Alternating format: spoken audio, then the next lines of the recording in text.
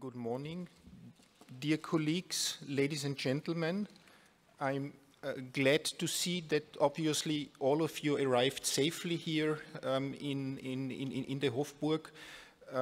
We have, of course, tried to show you everything Viennese winter can be. The winter sun yesterday and a little bit of snow today, but nevertheless good to have you healthy and safely here.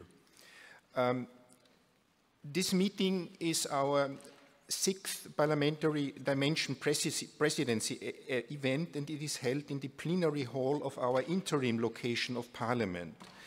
This hall is part of the Redoute wing of Hofburg Palace, full of history dating back to the 17th century. First, it served as a dance and concert hall. The famous quote, "The Congress dances," derives from the balls held in the Redutensäle in the framework of the Congress of Vienna 1814-15. Johann Strauss served as a musical director to the court for the balls held here. In 1973, it was converted into a part of the Hofburg Conference Center. And as an example, Jimmy Carter and Leonid Brezhnev signed the SALT II Treaty right in this hall in 1979. In 1992, the Redoute wing was heavily damaged by fire, reconstructed in the present form in 1998, and served as the permanent conference facility during the first and second Austrian EU presidencies in 1998 and 2006. Since 2017, it is, as mentioned before, the plenary hall of both chambers of the Austrian Parliament, the National Council and the Federal Council. Dear colleagues, we shall have the adoption of the agenda of the meeting later, but now, without any further delay, I'm delighted to give the floor to the President of the National Council, to our speaker, Mr. Wolfgang SOBOTKA, who would like to welcome you here on behalf of our Parliament. Herr Präsident, bitte schön.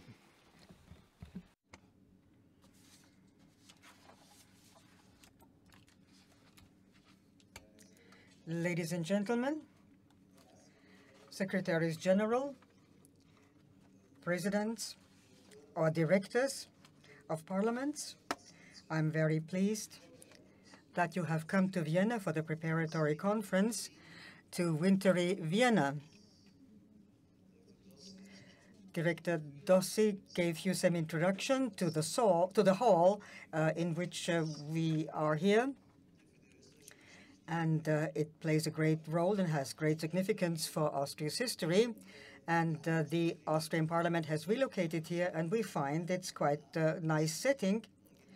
But nevertheless, I would like to invite you to also pay a visit to the original building of the Austrian Parliament, not today, but once it's finished, 2021, in the summer, we will relocate back to the Parliament building, and I'd be very happy if you could come and visit us, because from the outside already, it is a symptom and a signal for democracy. It is built in some Greek style. And this is to remind you of the mothers of parliament, or the mothers of democracies, the democracy that the Greek people had. But the place that we have here has a very friendly atmosphere, and as a result of that, conferences can be held here at a very pleasant atmosphere, and this is what we would like to have here today at our conference. I think that this conference is taking place at a very special date on the 8th and 9th of April here in Vienna. It's a point in time where we know what the agenda and what is the time frame for Brexit, and it will be a conference that will mark the end of Austria's EU presidency. And I think this presidency, as such, as far as the trilogue meetings are concerned, and as far as the decisions with Council are concerned, were quite successful. And President Juncker expressed this quite rightly. I think that Austria had the best possible contribution in a very difficult situation, because Europe is in a very difficult situation, and Austria tried to make a positive contribution in the preparation of the negotiations in the European Union with the United Kingdom, but also in connection with the front tax mandate. Things have moved forward, and also in preparing the budget that needs to be decided after the elections. Also, some progress has been achieved. And what was also quite visible was our policies vis-à-vis our neighbors, the Western Balkans in particular, bringing them closer to the European Union. I'm very pleased that an additional chapter with Serbia, negotiations with Serbia, could be opened in December, and this political goal will continue beyond our presidency, but will continue to be a major concern of Austria's parliament. We want to cooperate with the parliaments of the 6 Balkan countries, cooperate in such a way that we offer scholarships, and we also invite the administrative staff of these parliaments to Austria, and individual colleagues from the Czech Republic and from Germany, but also from Sweden, have also said that they will support these efforts and will share in these efforts.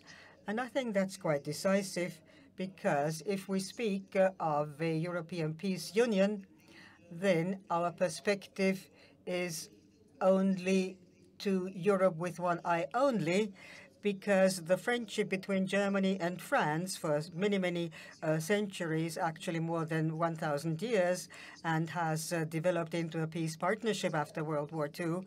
But the second focal point of a crisis in Europe, and let's not forget that it was in the 21st century that wars took place here, and that was always in the Balkan region. And therefore, it's really decisive for us that we show our commitment, that we show that Europe is one entity in this union of peace. And I'm very pleased indeed that it was possible, after all, to overcome the great controversy between Greece and the Republic of Northern Macedonia, as it will now be called, that this has been overcome. And it just shows that negotiations and talks can help and lead to a peaceful solution of a conflict. And it shows once again how effective the European Union can be. And it is an example for our partner countries on the Balkan. And therefore, we will accompany this approximation and this bringing these countries closer to the European Union, also at times when this is perhaps not so much in the limelight and not in the headlines. And the presidency was also important for us concerning climate policy. It marked a milestone there. Hardly ever would have thought that it would be possible to reach CO2 reductions for vehicles by 37% and for trucks of 30%. And this is a commitment which for Austria, I think, is evidence of the fact that our goal to be autonomous as far as energy is concerned has brought us closer to reaching this goal, and we could make a contribution here in Europe. And the 2 focal points of the conference on the 8th of 9th of July, also ahead of the European elections. Here we have 2 topics that will be on the agenda of the conference. First of all, the European Union and its neighboring countries, its neighbors. That's not only the region of the Balkans, but it is also Ukraine, and it is also the Eastern Partnership. And only recently, I was both in Russia and in Ukraine, and this issue and this conflict zone. And here, Europe was able to make a contribution in this normative format, but it is up to the Ukraine and the Russian Federation that they achieve some progress concerning the Minsk process. But it's also a southern partnership, the southern Mediterranean and countries in Africa The Africa Summit here in December already led to some result. Europe will put more priority and more focus on Africa, and this will not come to an end soon. So the relationship to Africa will be built up, and it's very decisive for us that on the one hand, the smuggling routes are combated vehemently, the routes that go across the Mediterranean, and always try to find some bypass via Libya and via Spain. And here there must be some clear commitment that the people will be brought back from the various coasts so that they not even leave their home places, and so that we can make it quite clear to all the traffickers that their trade is not a successful one, because it is really one of the worst criminal actions that they can take in the 21st century. So this relationship to neighbors will be a great priority. And the second issue is how cooperation between national parliaments and the European Parliament can be strengthened. There was a so-called subsidiarity conference in our westernmost region of Austria, in Vorarlberg. The results were not exactly what we thought we could expect.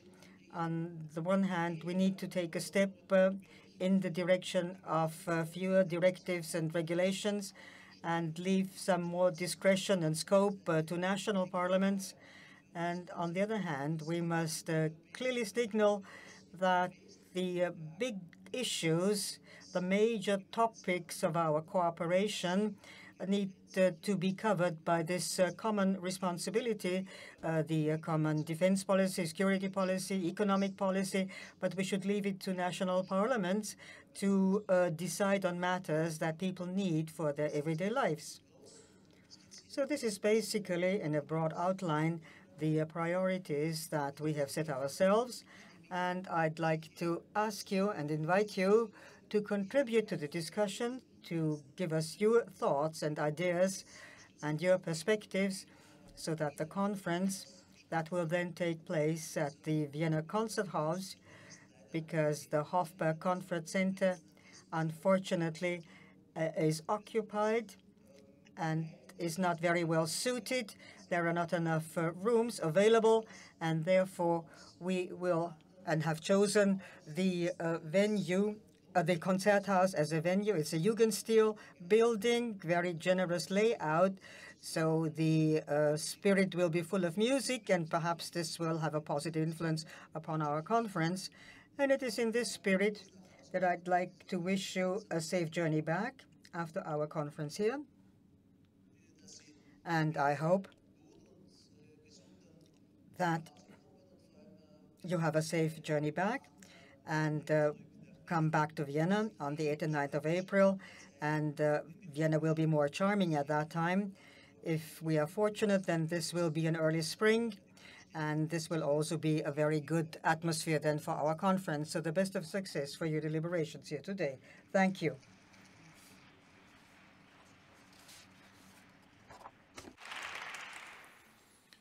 Mr. President, thank you very much. Dear colleagues, before we proceed to the first session, we need to adopt the agenda, and before that I would like to inform you about some practical questions. Interpretation services are available in German, English, French, Polish, and Bulgarian. Please follow the instructions on your table. There you will also see how to access the Wi-Fi. When requesting the floor, please use the colored cards that were placed in your folders. After filling in your name and chamber, please hand the cards to the designated desk, which you see in the corner of this meeting room.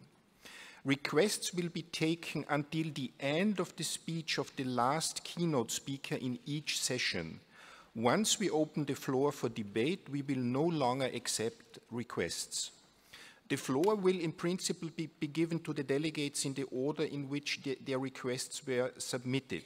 The list of order and the time available for each speaker will be displayed on the screen above. All the relevant documents have been distributed before the conference. In case of need, documents may be printed by our conference secretariat outside the meeting hall. We try to lower the paper consumption as much as possible.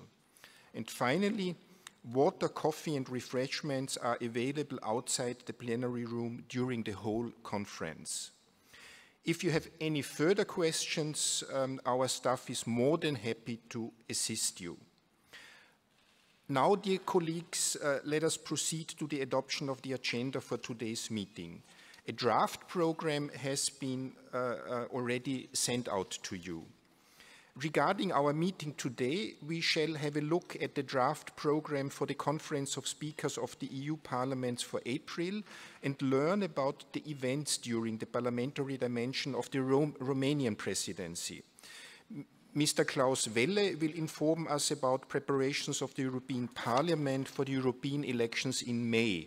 We will then discuss IPEX-related issues and also have a discussion on the topic Open Parliament, Opportunities and Limits.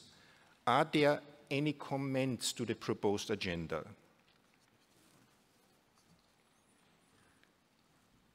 If not, the agenda of this Secretary General's meeting is approved. Thank you very much.